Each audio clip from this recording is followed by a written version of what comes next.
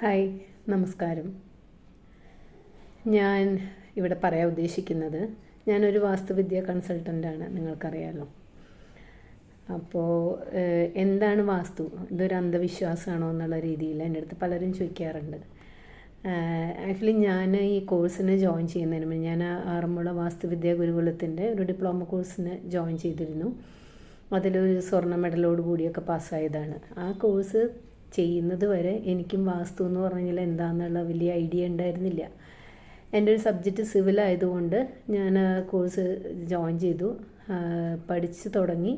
അതിൽ നല്ല രീതിയിൽ വിജയിക്കുകയും ചെയ്തു. അപ്പോഴാണ് എനിക്ക് മനസ്സിലായത് വാസ്തു എന്താണെന്നുള്ളത്.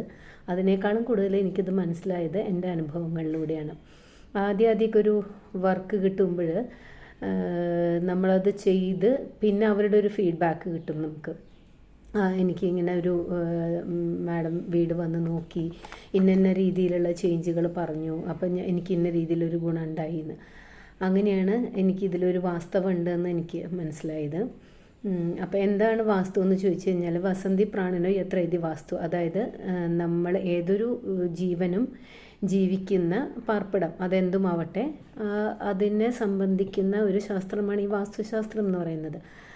അപ്പോൾ അത് നമ്മുടെ ഭാരതീയ ദർശനങ്ങളിൽ ഏറ്റവും പ്രധാനവുമായ ഇത് വേദങ്ങളാണെന്ന് എല്ലാവർക്കും അറിയാലോ. അതിൽ 4 വേദമുള്ള യജുർവേദത്തിൻ്റെ ഒരു ഭാഗമാണ് ശില്പവിദ്യ, അഥവാ അതിൻ്റെ തന്നെ ഒരു ചെറിയ പാർട്ടാണ് ഈ വാസ്തുശാസ്ത്രം അഥവാ വാസ്തുവിദ്യ എന്ന് പറയുന്നത്.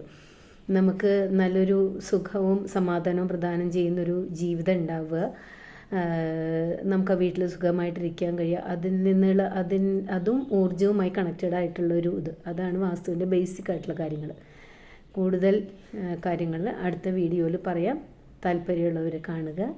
സന്തോഷം. നമസ്കാരം.